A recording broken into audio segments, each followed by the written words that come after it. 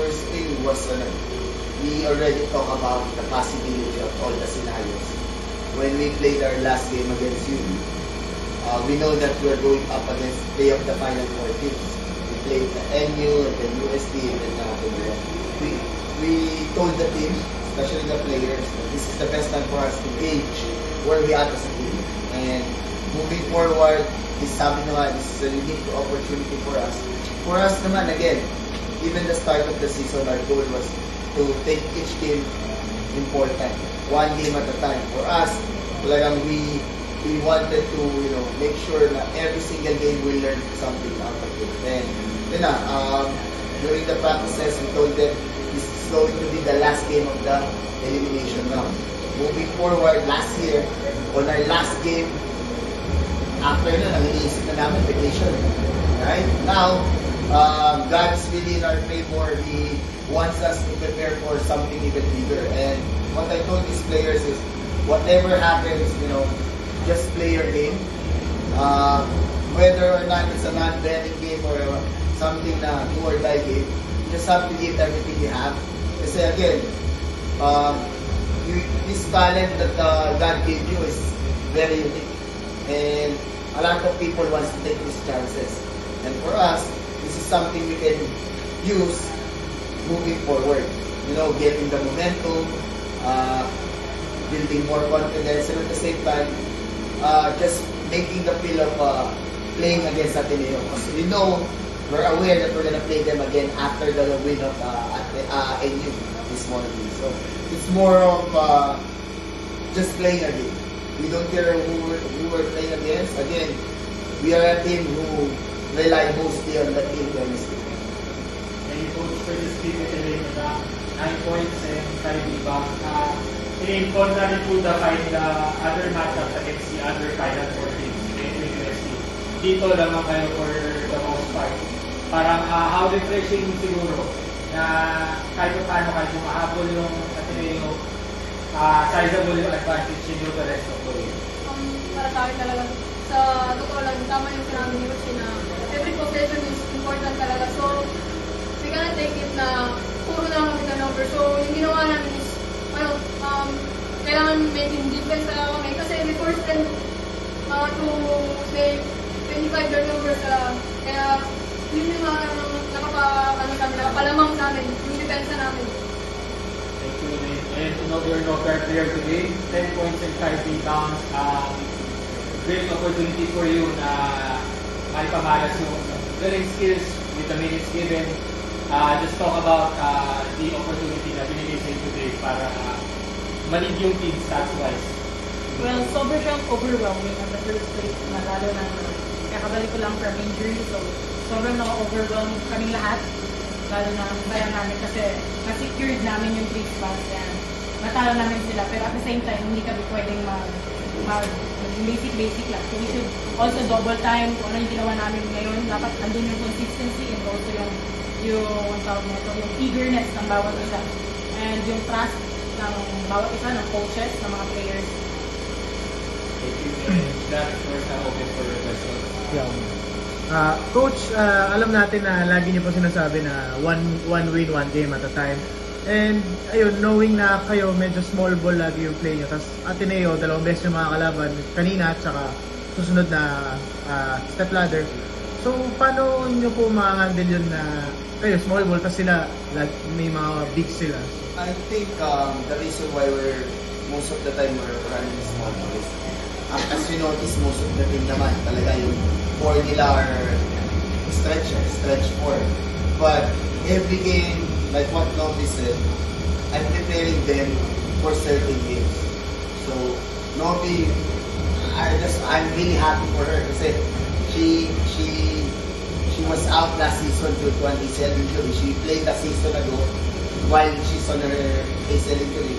I'm just waiting for her to have her play a chance to mag-breakout game. So, when you say small ball, yeah, we look like we're small ball, pero we have bigs who can help out. And it's about the timing also. Who are you playing against it? So, as you notice in the first round, when we played most of the teams, hindi kami nagtutubigs. Laging small ball. Pero against Ateneo, we are forced to do so. And think yun yung nakita ko moving forward when I saw what's at stake, looking at NU after they won against UST na if we don't beat them, possibly they will sweep the season and we have to face Ateneo. So I know, I've been talking to Novi, one of our veterans na she has to be ready. All of our games actually, kasi it can be Kenny, Adeshina, OP. They have Sarah and Casey, definitely. If you can't contain them, there's no way to stop them. It's about containment. And for us, yun lang, we were just preparing guys like Novi today, and which she responded well. You notice, yung 10 points yan, I tell you, on our dugout, sa dugout namin, on our practices, and when I talk to them, Novi's 10 points are just goals. She already did her job, and she shared with us after the final for hopefully if we were able to get into that, you know, how another win against us. But it's more on the commitment. The commitment and the word that we put in there is accountability. So I held them accountable for each other now. One player is doing her job. We cannot let another player na mag-relax. If she's doing her job, mahiya ka sa kanya. Respect her. So you do your own job. And again, like what you guys said, we're not the tallest team. We have bigs, but definitely playing against Ateneo we look smaller. So for us, it's all about effort. It's all about, you know, giving 100% every single time. And look at the reward. Novi hasn't been playing that much every game, 3 minutes, 4 minutes today. Her numbers were called 19 minutes and 10 points. It's a testament for us of, you know, players now are starting to be accountable, not just for playing for Adamson, but for playing with each other. Follow up lang. So yun, sa nasabi ni Coach, Novi, paano mo hina-handle yung pressure na yun na isa ka pala sa need na mag-step up for the team? Well, hindi naman konting pressure pero at the same time, pag ina-enjoy mo kasi yung game, less pressure. Yun lang. Thank you.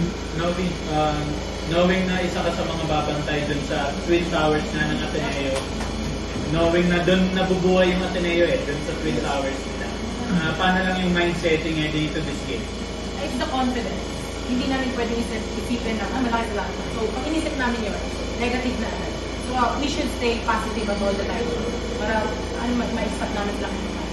Yun, Elaine, despite being a guard, syempre, ang depensa naman, hindi naman yung tao sa tao lang. Paano lang rin kayo tumutulong to limit the beats of Ateneo?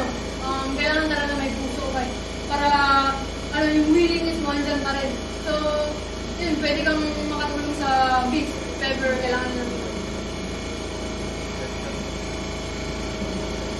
Last one na lang din, Coach. From starting the season as pretty much parang hindi naman siguro dark horse or maybe something below. But now, Challengers kami. Challengers, di ba? From pretenders to contenders, parang ganun eh.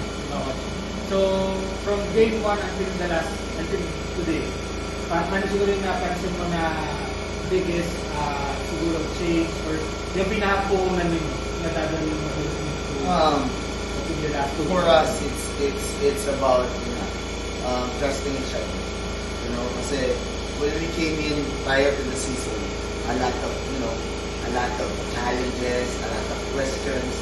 You know, we, like what you said, our course or whatsoever. Again, when you came in, pagpupunta ka sa isang tournament, like going to the season, we were ranked 7th or 8th.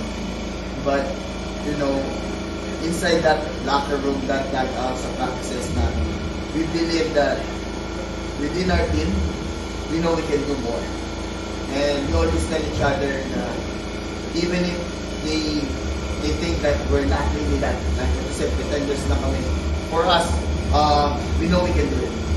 So it's more on confidence, trust, and syempre, it's the community, Adamson community. From last season to this season, wala.